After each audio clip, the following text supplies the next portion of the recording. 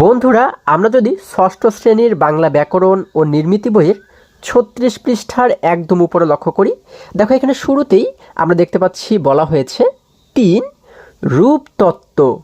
অর্থাৎ আজকে আমরা যে বিষয়টি নিয়ে আলোচনা করব সেটি হচ্ছে রূপতত্ত্ব। দেখো এখানে বলা হয়েছে শব্দের গঠন এবং একটি শব্দের সঙ্গে অন্য শব্দের সম্পর্কের আলোচনা হলো রূপতত্ত্ব। আচ্ছা, তাহলে আমরা রূপতত্ত্ব বলতে কি শিখলাম? শব্দের গঠন এবং একটি শব্দের সঙ্গে অন্য শব্দের সম্পর্কের যে আলোচনা, ঠিক আছে, সেই আলোচনাকেই বলা হয় রূপতত্ত্ব। আচ্ছা, একে শব্দতত্ত্ব বলা হয়।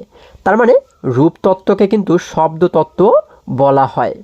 এই অধ্যায়ে শব্দ এবং শব্দের গঠন পদ্ধতি এবং শব্দসমূহের পারস্পরিক সম্পর্ক দেখানো হলো। আচ্ছা, যদি আমরা এবার আরেকটু নিচে লক্ষ্য করি, এখানে ৩.১ বলা হয়েছে শব্দ। দেখো এখানে বলা হয়েছে ২ বা তার চেয়ে বেশি ধ্বনি মিলে শব্দ তৈরি হয়। আচ্ছা, আমরা এখানে কি শিখলাম? ২টি ধ্বনি কিংবা ২-এর চাইতে বেশি সংখ্যক ধ্বনি মিলে তৈরি হয় কি? শব্দ। ঠিক আছে, যেমন দেখো ম এবং সরেয়া মিলে হয় মা। ম এবং সরেয়া এই দুটি ধ্বনি মিলে কিন্তু হয় মা। ম কিন্তু একটি ধ্বনি, হ্যাঁ, এবং সরেয়া কিন্তু একটি ধ্বনি। তাহলে এই দুটি ধ্বনি মিলে হয় মা। মা কিন্তু একটি শব্দ। ঠিক আছে, আবার সরেয়া যোগ ম যোগ সরেয়া যোগ র সমান আমার। তাহলে দেখা যায় সরেয়া ম সরেয়া র এগুলো কি এক একটি ধ্বনি, তাই না? তাহলে এই 4টি ধ্বনি মিলে তৈরি হলো কি? আমার। এই যে আমার তৈরি হলো, আমার কিন্তু একটি শব্দ। ঠিক আছে, তাহলে আশা করি সকলেই তোমরা শব্দ সম্পর্কে বুঝতে পেরেছো। এবারে বলা হয়েছে একটি ধ্বনি দিয়েও একটি শব্দ তৈরি হতে পারে। আচ্ছা, শুধুমাত্র একটি ধ্বনি দিয়েও কিন্তু একটি শব্দ তৈরি হতে পারে। কীরকম দেখো, এই যে বলা হয়েছে যেমন উ, ই, উ, আ, অর্থাৎ রস্ব ই, রস্ব উ এবং স্বরে আ। আচ্ছা, ই, তারপরে উ, আমরা যখন ব্যথা পাই, ধরো আমাদের শরীরে কেউ একজন চিমটি কাটলো, তখন আমরা কি উ করে কিন্তু আমরা আওয়াজ করি, তাই না? তারপরে অনেক ক্ষেত্রে আমরা কিন্তু ব্যথা পেলে আমরা কিন্তু আ করে আওয়াজ করি। তাহলে এগুলো কি এক একটি শব্দ হিসেবে কিন্তু এখানে দেখানো হয়েছে। ঠিক আছে, তাহলে দেখো এটি কিন্তু একটি মাত্র ধ্বনি, তাই না? এগুলো কিন্তু এক একটি ধ্বনি, আবার এই এক একটি ধ্বনি দিয়েই কিন্তু এক একটি শব্দ এখানে তৈরি হয়েছে। আচ্ছা, বলা হয়েছে কি বেদনা, ক্ষোভ, দুঃখ ইত্যাদি ভাব প্রকাশের জন্য আমরা এগুলো ব্যবহার করি। তাহলে এই যে শব্দগুলো, এগুলো কিন্তু আমরা বেদনা, তারপরে হচ্ছে ক্ষোভ, ক্ষোভ মানে কি রাগ, তারপরে দুঃখ ইত্যাদি যে ভাবগুলো আমাদের মধ্যে রয়েছে এগুলো প্রকাশের জন্য কিন্তু আমরা এই শব্দগুলোকে ব্যবহার করি। ঠিক আছে, লক্ষ্য করলে বোঝা যায় যে এসবই হচ্ছে স্বরধ্বনি। আচ্ছা, আমরা যদি লক্ষ্য করি, দেখো এখানে কিন্তু দেখতে পাচ্ছি এই 3টি কিন্তু স্বরধ্বনি, তাই না? আমরা কিন্তু স্বরধ্বনি ব্যঞ্জনধ্বনি সম্পর্কে এর আগেও শিখেছি। স্বরেয়, স্বরেয়া, রস্বই, দীর্ঘই এগুলো হচ্ছে কি স্বরধ্বনি, এবং ক, খ, গ, ঘ এগুলো হচ্ছে কি ব্যঞ্জনধ্বনি। তাহলে আমরা দেখতে পাচ্ছি কি এই প্রত্যেকটি কিন্তু স্বরধ্বনি, তাই না? এটি কিন্তু এখানে বলা হয়েছে। অর্থাৎ একটি স্বরধ্বনি দিয়ে একটি শব্দ গঠিত হয়, কিন্তু কোনো একটি ব্যঞ্জনধ্বনির সাহায্যে শব্দ তৈরি হয় না। আচ্ছা, এগুলো কিন্তু প্রত্যেকটি এক একটি স্বরধ্বনি, তাই না? তাহলে স্বরধ্বনি দিয়ে কিন্তু এক একটি স্বরধ্বনি দিয়ে কিন্তু এক একটি কি হয়? শব্দ তৈরি হয়। কিন্তু একটি মাত্র ব্যঞ্জনধ্বনির সাহায্যে কখনোই কিন্তু কোনো শব্দ তৈরি হয় না, সেই কথাটি বলা হয়েছে। ঠিক আছে, আচ্ছা, তারপরে দেখো যদি আরেকটু নিচে আমরা লক্ষ্য করি, এখানে ৩.২ বলা হয়েছে শব্দের গঠন। হ্যাঁ, শব্দ গঠনের জন্য কতকগুলো ভাষিক উপাদান রয়েছে। এগুলোকে বলে প্রত্যয়, বিভক্তি, উপসর্গ ও সমাস। নিচে এগুলো আলোচনা করা হলো। তাহলে শব্দের গঠন যেহেতু আমরা এখন জানবো, হ্যাঁ, শব্দের গঠনের জন্য কিন্তু কতগুলো ভাষিক উপাদান রয়েছে। এই উপাদানগুলো কি কি? প্রত্যয়, বিভক্তি, উপসর্গ ও সমাস। তাহলে আচ্ছা, এখন এইগুলো নিয়ে আমরা একটু আলোচনা করব। দেখো প্রথমে 1 নম্বরে বলা হয়েছে প্রত্যয়। প্রত্যয় বলতে সেই সব ভাষিক উপাদানকে বোঝায় যেগুলো স্বাধীনভাবে ব্যবহৃত হয় না। আচ্ছা, তাহলে প্রত্যয় বলতে কি বোঝানো হয়? প্রত্যয় হচ্ছে সেই সব ভাষিক উপাদান যেগুলো স্বাধীনভাবে ব্যবহৃত হয় না। এগুলো শব্দের পরে বসে। এগুলো কোথায় বসে? একটি শব্দের পরে কিন্তু বসে। প্রত্যয় 2 ধরনের, কৃত প্রত্যয় ও তদ্ধিত প্রত্যয়। প্রত্যয় কয় ধরনের? 2 ধরনের। একটি হচ্ছে কৃত প্রত্যয় এবং আরেকটি হচ্ছে তদ্ধিত প্রত্যয়। কৃত প্রত্যয় বসে ক্রিয়ামূলের শেষে। তাহলে কৃত প্রত্যয়টা কোথায় বসে? ক্রিয়ামূলের শেষে বসে। যেমন খেল যোগ আ সমান খেলা। আচ্ছা, যেমন খেল যোগ আ সমান হচ্ছে কি খেলা, ঠিক আছে। তারপর হচ্ছে কি পড়ু যোগ ইয়া সমান পড়ুয়া। তারপর হচ্ছে কি বলা হয়েছে তদ্ধিত প্রত্যয় বসে শব্দের পরে। আচ্ছা, তদ্ধিত যে প্রত্যয় সেটি বসে হচ্ছে শব্দের পরে, যেমন সমাজ যোগ ইক, তাহলে এই দুটি মিলে হয়ে গেল সামাজিক। তারপর বাঙাল যোগ ই সমান বাঙালি। প্রত্যয়ের সাহায্যে গঠিত কিছু শব্দের নমুনা নিচে দেওয়া হলো। আচ্ছা, তাহলে প্রত্যয়ের সাহায্যে কিছু গঠিত শব্দের নমুনা কিন্তু আমাদের নিচে দেওয়া হয়েছে, ঠিক আছে। এই দেখো, যদি আমরা নিচে লক্ষ্য করি, এখানে বলা হয়েছে ক্রিয়ামূল বা শব্দমূল যোগ প্রত্যয় সমান গঠিত শব্দ। তাহলে ক্রিয়ামূল অথবা শব্দমূল এর সঙ্গে আমরা যোগ করেছি কি প্রত্যয়, এই যে এইগুলো কিন্তু প্রত্যয়, তাই না? আচ্ছা, তাহলে এরপর এইগুলো একসঙ্গে মিলে যে শব্দটি গঠিত হয়েছে সেগুলো কিন্তু আমরা এই যে এই পাশে দেখতে পাচ্ছি, এই যে শেষে কিন্তু আমরা দেখতে পাচ্ছি, ঠিক আছে। এই যে আমরা কিন্তু শেষে দেখতে পাচ্ছি। যেমন দেখো ফল যোগ অন, ফল যোগ অন সমান ফলন, ঠিক আছে। দুল যোগ অনা সমান দোলনা। আচ্ছা, কাদ যোগ অন সমান কাদন। তারপরে খেল যোগ অনা সমান খেলনা। ফুট যোগ অন্ত সমান ফুটন্ত। বল যোগ আ সমান বলা। বাঁধ যোগ আই সমান বাধাই। জান যোগ আন সমান জানান। মিশ যোগ ইক সমান মিশুক। তারপর হচ্ছে উক সমান মিশুক, তাই না? নাচ যোগ উনি সমান নাচুনি। হাত যোগ আ সমান হাতা। এভাবে করে দেখো এখানে অনেকগুলো কিন্তু আমরা কি দেখতে পাচ্ছি, কিছু নমুনা শব্দ দেখতে পাচ্ছি, তাই না, যেগুলো প্রত্যয়ের সাহায্যে গঠিত হয়েছে। আচ্ছা, এবার যদি আমরা আরেকটু নিচে লক্ষ্য করি, দেখো এখানে আমরা দেখতে পাচ্ছি 2 নম্বরে বলা হয়েছে বিভক্তি। আচ্ছা, প্রত্যয়ের মতো বিভক্তিরও স্বাধীন ব্যবহার নেই। তাহলে প্রত্যয় যেমন স্বাধীনভাবে চলতে পারে না বা ব্যবহৃত হতে পারে না, ঠিক একই রকমভাবে কিন্তু বিভক্তিও স্বাধীনভাবে কিন্তু ব্যবহৃত হয় না, ঠিক আছে। এগুলো ক্রিয়ামূল বা শব্দমূলের পরে বসে। কোথায় বসে? ক্রিয়ামূল বা শব্দমূলের পরে কিন্তু এই বিভক্তিগুলো বসে, ঠিক আছে। ক্রিয়ামূলের পরে যে বিভক্তি বসে তাকে বলে ক্রিয়া বিভক্তি। তাহলে কি শিখলাম? ক্রিয়ামূলের পরে যে বিভক্তি বসে তাকে বলা হয় ক্রিয়া বিভক্তি। যেমন খেল যোগ ই সমান খেলি। পর যোগ ইল সমান পড়িল, আচ্ছা, বা পড়লো। এরপরে দেখো দেখ যোগ ইব সমান দেখিব বা দেখব। শব্দমূলের পরে যে বিভক্তি বসে তাই শব্দ বিভক্তি। আচ্ছা, তাহলে কি বলা হয়েছে? শব্দমূলের পরে যে বিভক্তি বসে তাই শব্দ বিভক্তি। আর এর আগে আমরা শিখেছি ক্রিয়ামূলের পরে যে বিভক্তি বসে তাকে বলা হয় ক্রিয়া বিভক্তি, তাই না? এবং শব্দমূলের পরে যে বিভক্তি বসে তাকে বলা হয় শব্দ বিভক্তি। যেমন বাড়ি যোগ তে সমান বাড়িতে। মামা যোগ র সমান মামার। ছাত্র যোগ দের সমান ছাত্রদের, ঠিক আছে। এগুলো হচ্ছে কি? এগুলো হচ্ছে শব্দ বিভক্তি। আচ্ছা, আমরা যদি এবারে এর পরবর্তী পৃষ্ঠায় চলে যাই, দেখো 37 পৃষ্ঠার একদম শুরুতেই 3 নম্বরে বলা হয়েছে উপসর্গ।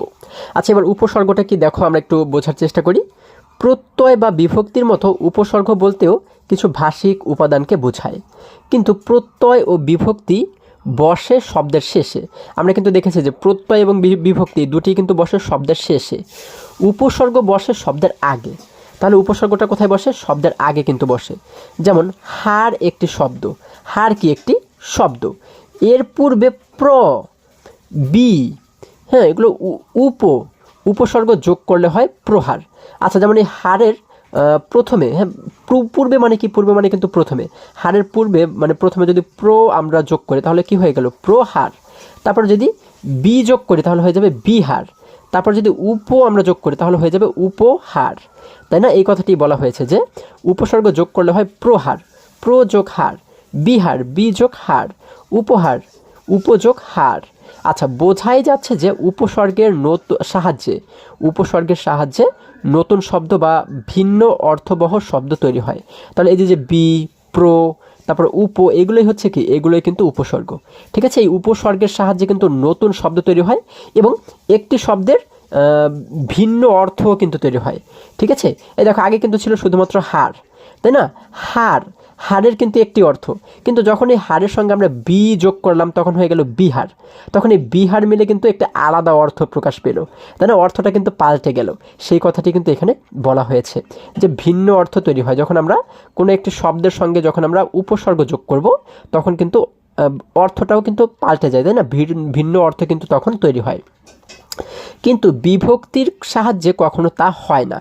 মূল শব্দটি কেবল সম্প্রসারিত হয়। প্রত্যয় যোগে নতুন শব্দ কখনো হয়, আবার কখনো হয় না। মনে রাখতে হবে, নতুন শব্দ তখনই তৈরি হয় যখন আগের শব্দটি থেকে গঠিত শব্দটির অর্থ, আকার বা রূপ ও শ্রেণীর পরিবর্তন ঘটে। যেমন বাড়ি যোগ তে সমান বাড়িতে শব্দে আয়তন বাড়ি থেকে বেড়েছে, আয়তন কি বাড়ি থেকে বেড়েছে। আচ্ছা, অর্থ বদলায়নি। আচ্ছা, তাহলে দেখো এখানে বাড়ি এবং তে, বাড়ি অর্থ কি? আমরা কিন্তু বাড়িকেই বুঝি। হ্যাঁ, এই বাড়ির সঙ্গে যখন আমরা এই তেটাকে যোগ করলাম তখন কিন্তু হয়ে গেল কি বাড়িতে। এই বাড়িতে মানেও কিন্তু সেই বাড়িকেই আমরা বুঝি, তাই না? এর অর্থ কিন্তু কোনো প্রকাশ হয়নি, তাই না? এই যে এখানে কিন্তু বলেছে যে এর আয়তন বাড়ি থেকে বেড়েছে, তাই না? আয়তন বেড়েছে মানে একটু শব্দটা বড় হয়েছে। আগে ছিল বাড়ি, ছোট একটু শব্দ ছিল, এখন হয়েছে বাড়িতে। তার মানে কিন্তু শব্দটা একটু বড় হয়েছে, কিন্তু অর্থ কিন্তু বদলায়নি, তাই না? বাড়ি মানেও বাড়ি, আর বাড়িতে মানে তো বাড়িতে, এই কথাটির অর্থ তো বাড়ি। হ্যাঁ, একই অর্থ, অর্থ বদলায়নি, এই কথাটি বলা হয়েছে। কিন্তু পড়ু এরপর উয়া প্রত্যয় যোগ করলে, পড়ুর পরে যদি আমরা উয়া যোগ করি তাহলে কি হয়ে যাবে? পড়ুয়া। পড়ুয়া গঠন করলে দেখা যায় যে পড়ু এর অর্থ হচ্ছে যা। হ্যাঁ, পড়ুয়ার অর্থ হচ্ছে কি? যা। পড়ুয়ার অর্থ তা থেকে ভিন্ন। আচ্ছা সরি, আমাদের এখানে বলা হয়েছে কি যে পড়ুয়ের অর্থ যা, পড়ুয়ার অর্থ কিন্তু তা থেকে ভিন্ন। ঠিক আছে, পড়ু এই শব্দটির কিন্তু একরকম অর্থ, এবং পড়ুয়া এই শব্দটির কিন্তু একটি অন্যরকম অর্থ, সেই কথাটি এখানে বলা হয়েছে। পড়ো তুই বই পড়। আচ্ছা, এই যে পড়, এই পরের অর্থ কি? তুই বই পড়, এইরকম একটা কিছু কিন্তু বোঝানো হয়েছে, তাই না? পর হলো ক্রিয়া, কিন্তু পড়ুয়া, পড়ুয়া শব্দটা হচ্ছে বিশেষ্য। পড়ুয়া কি? বিশেষ্য। পড়ুয়া নতুন শব্দ। আচ্ছা, এবার যদি আরেকটু নিচে আমরা লক্ষ্য করি, এখানে 4 নম্বরে বলা হয়েছে সমাস। দুই বা তার চেয়ে বেশি পদ একসঙ্গে যুক্ত হয়ে একটি পদ তৈরির প্রক্রিয়াকে সমাস বলে। আচ্ছা, তাহলে সমাস সম্পর্কে আমরা কি শিখলাম? দেখো, বলা হয়েছে দুই বা তার থেকে বেশি পদ যখন একসঙ্গে যুক্ত হয়, দুইটি পদ কিংবা তার সাথে অনেক বেশি, 3টা 4টা 5টা এরকম অনেকগুলো পদ যখন একসঙ্গে যুক্ত হয়ে একটি পদ তৈরি করে। হ্যাঁ, যখন একটি পদ তৈরি করে, কয়েকটি পদ মিলে যখন একটি পদ তৈরি করে তখন তাকে বা সেই প্রক্রিয়াকে বলা হয় কিন্তু সমাস। ঠিক আছে, যেমন কালের অভাব সমান আকাল।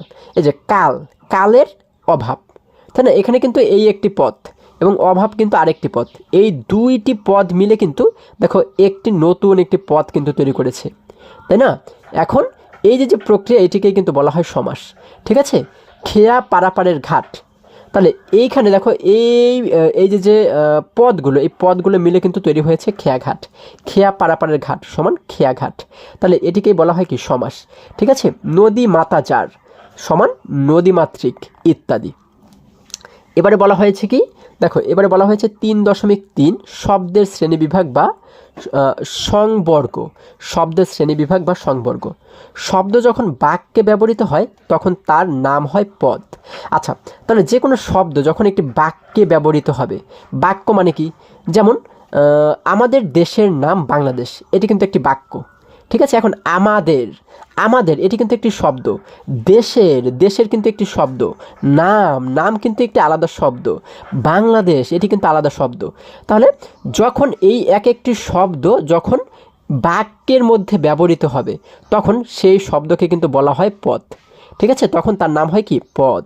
ঠিক আছে, যখন একটি শব্দ আলাদাভাবে থাকবে তখন সেটিকে আমরা বলবো শব্দ, কিন্তু যখন সেই শব্দটি একটা বাক্যের মধ্যে ব্যবহার করা হবে তখন কিন্তু সেটি হয়ে যাবে একটি পদ।